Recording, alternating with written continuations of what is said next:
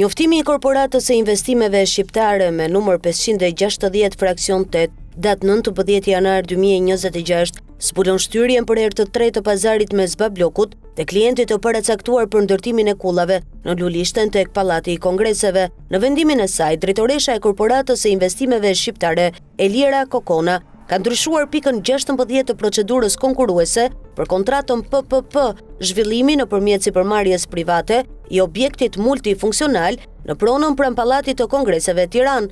Me vendim numër 560, fraksion 4, datë 27 nëntor 2025, data e konkurrimit dhe përzgjedhjes së kompanisë ndërtuese të kullave ishte caktuar më 26 janar 2026, por drejtoresha Elira Kokona, me urdhër të Edi Ramës, e ka shtyr procedurën për më 16 shkurt, pas sqaruar arsyen e shtyrjes. Sipas informacioneve, shtyrja e datës është bërë shkak të gjoja mosdakordsisë mes Bablokut dhe ndërtuesit të paracaktuar, me qëllim që ky i fundit të marrë 75% të sipërfaqes së ndërtuar dhe jo 45%, siç është përcaktuar nga qeveria.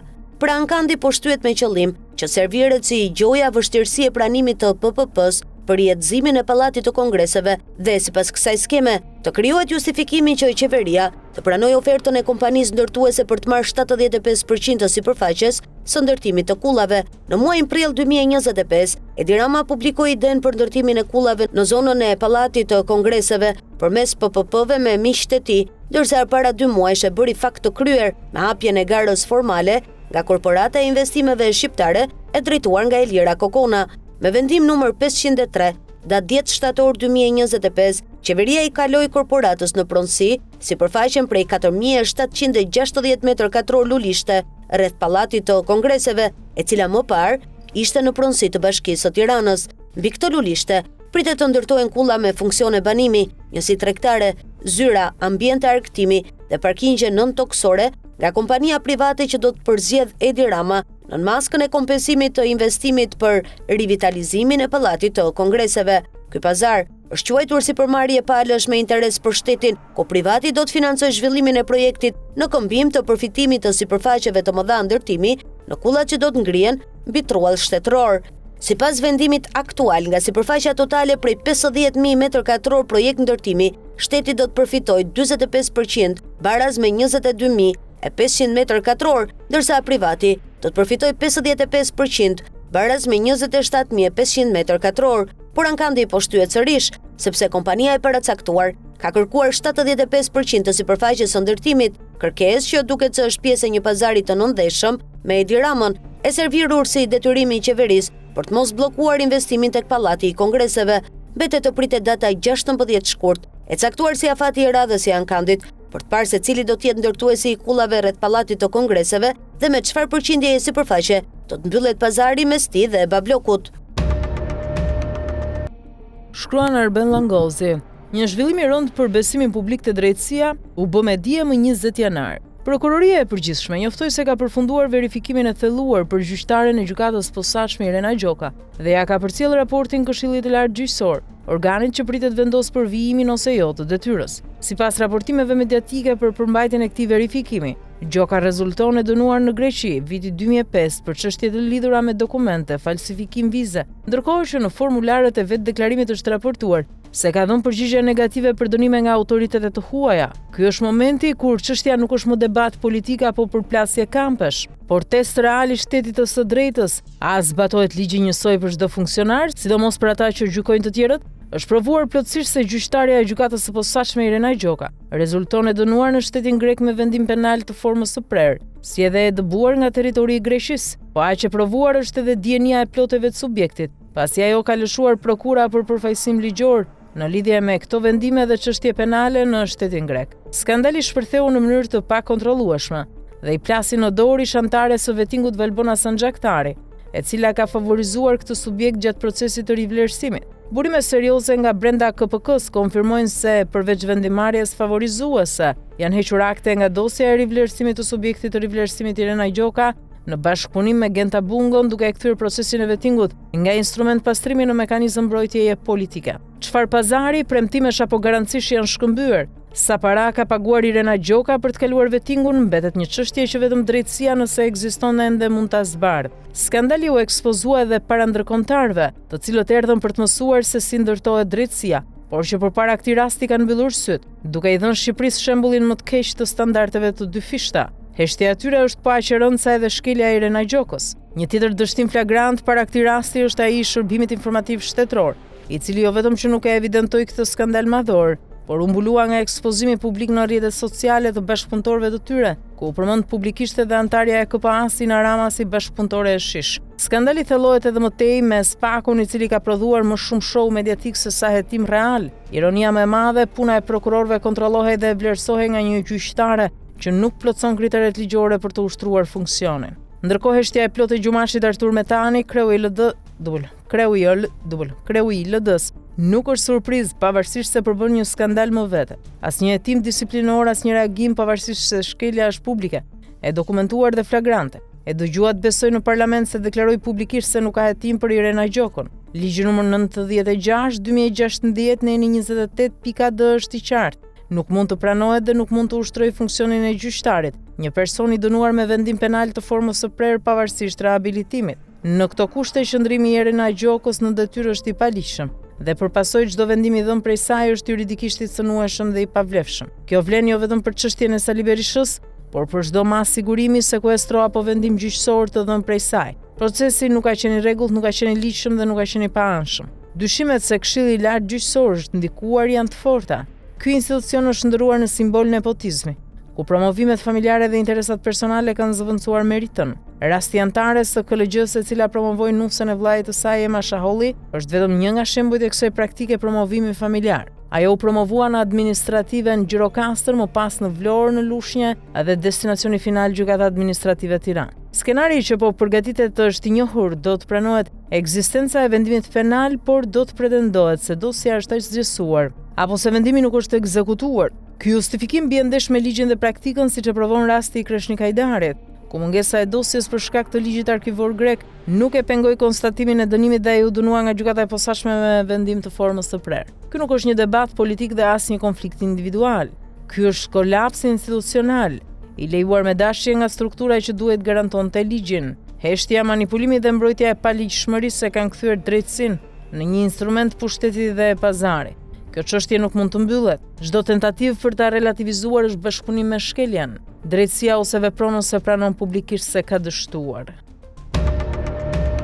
Me vendim numër 185 datë 27 mars 2024, qeveria i hoqi RTS-s 262.000 m2 truall në Xhavzotaj për ndërtimin e Durana Tech Park. Dokumentet tregojnë se vetëm 140.000 m2 janë përfshirë në projekt, ndërsa 122.000 m2 të tjera janë nxjerrë jashtë dhe regjistruar veçmas nga Ministria e drejtuar nga Blendi Gonxha. Klasifikimi i tyre si toka të pafrytshme krijon mundësi ligjore për dhënie me qira apo ankant privat, duke ngritur indicie të forta për grabitje të pasurisë shtetërore dhe duke kërkuar verifikim penal nga SPAK. Një indicie për grabitje të truallit shtetëror fshihet brenda vendimit për ndërtimin e Durana Tech Park në Xhavzotaj, i cili ekziston në letra si i ndërtuar dhe në aktivitet me 75 kompani offshore shqiptare që nuk paguajnë taksa dhe përdoren për pastrim parash. Me vendim numër 185 datë 27 mars 2024, qeveria i ka hequr radio televizionit shqiptar nga pronësia 3 parcela trualli me sipërfaqe totale 262.200 m2 të radio stacionit antenave në Xhavzotaj, Durrës.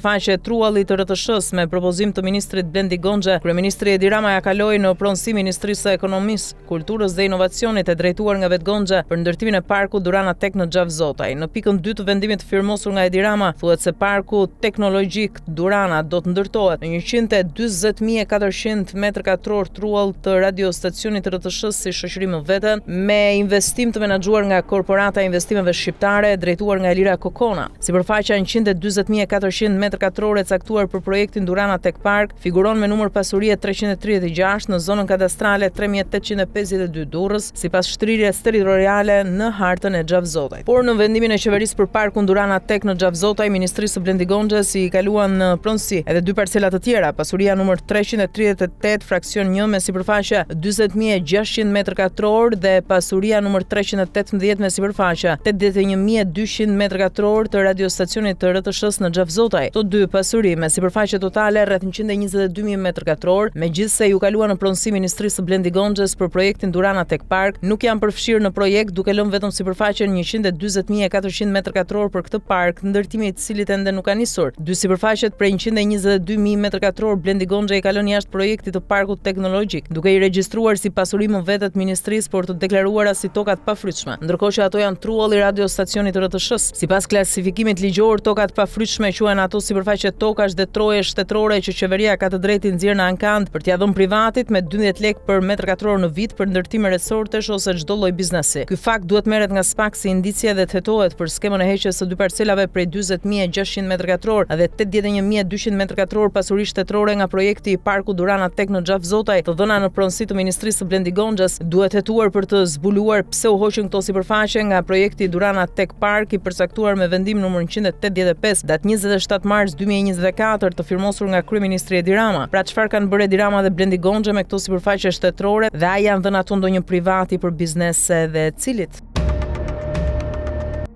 Agjencia Shqiptare e Zhvillimit të Investimeve nuk është një institucion i dorës së dytë dhe asnjë zyrë informimi për biznesin, por është struktura që shpërndan grante shtetërore për ndërmarrjet e vogla, orienton fonde të Bashkimit Evropian dhe ndjek nga afër dosjet e investimeve strategjike, duke u bërë pika ku kalojnë para publike dhe vendime që prodhojnë përfitim ekonomik për kompani private. AIDA ka në dorë fondet për ndërmarrjet mikro, të vogla dhe të mesme, fonde që dalin nga buxheti i shtetit dhe jepen si mbështetje plot deri në 2.5 milion lekë për shpenzime korrente dhe deri në 1.5 milion lekë për shpenzime kapitale, pa kërkuar kthim dhe pa marrë risk financiar. Ndërkohë që për periudhën 2020-2026 nuk ekziston asnjë listë publike përfituesish që të tregojë se kush i ka marrë këto para, sa herë i ka marrë dhe mbi çfarë vendimi. Në mungesë të këtyre listave, fondet për bizneset e vogla nuk mund të kontrollohen nga publiku, sepse nuk dihet nëse po shkojnë tek subjekte që realisht kanë nevojë apo tek kompani që kanë akses dhe lidhje për të hyrë në këtë skem. Përveç fondeve shtetërore, AIDA luan rol në orientimin dhe asistimin e fondeve të BE-s, kryesisht përmes programeve IPA dhe IPARD, ku vetëm IPARD sjell rreth 17 milionë euro në vit për sektorin agro-ushqimor, ndërsa IPA mbulon konkurrencën, inovacionin dhe zhvillimin ekonomik. Por edhe këtu nuk ka një pasqyrë të qartë publike që të tregojë se cilat kompani shqiptare përfitojnë, cilat asistohen në përgatitjen e dosjeve dhe cilat mbeten jashtë. Një pjesë tjetër e rëndësishme e pushtetit të AIDA-s lidhet me investimet strategjike, sepse kjo agjenci ndjek dhe përgatit dosjet që përfundojnë në miratim për projekte që përfitojnë tokë shtetërore me qira simbolike, procedura të përshpejtuara për leje, infrastrukturë të paguar nga shteti dhe lehtësime fiskale, ndërkohë që vlera totale e projekteve aktive kalon 4.5 miliardë euro. Shumica e këtyre projekteve i përkasin kompanive vendase, jo investitorëve të huaj, ndërsa në disa raste të dokumentuara kompani me kapital minimal kanë marrë projekte me vlerë 10 milionë euro duke ngritur pikpyetje mbi kriteret reale të përzgjedhjes dhe rolin që luan AIDA në këtë proces. Edhe vetë buxheti operacional i AIDA-s nuk publikohet në detaje, duke e bërë të pamundur të dihet se sa shpenzon kjo agjenci për paga, konsulenca, udhëtime dhe aktivitete të tjera, ndërkohë që menaxhon para publike dhe fonde europiane. Në krye të këtij institucioni ndodhet Laura Saro, emëruar drejtoresh ekzekutive në shtator 2023, e cila sot ka në dorë shpërndarjen e fondeve për bizneset e vogla, orientimin e fondeve të Bashkimit Evropian, fondet për startupe dhe ndjekjen e investimeve strategjike, pra të gjitha hallkat kryesore ku kalojnë para dhe privilegje ekonomike.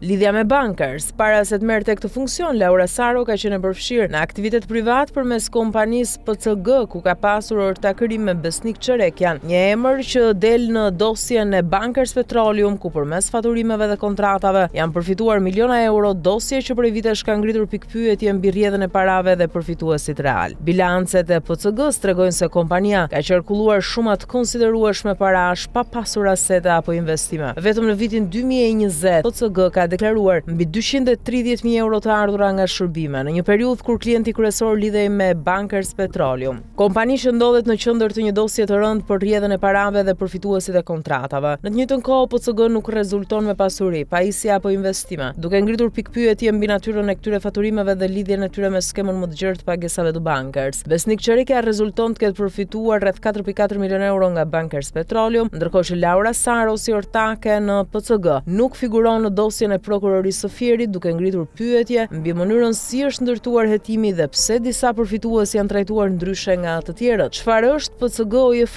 Pse PCG donon 15% të ardhurave për një OJF? A është kjo një mënyrë për të transferuar fonde? Cilët janë përfituesit përfundimtar të kësaj OJF-je? A ka lidhje me Bankers Petroleum ose të tretë të lidhur? Sot e njëjta, Laura Saro ndodhet në krye të AIDA-s, një agjenci që menaxhon fonde shtetërore, fonde europiane dhe procedura që prodhojnë përfitim të drejtë për drejtë për kompani private, duke krijuar një konflikt të hapur interesi mes të shkuarës private dhe funksionit publik.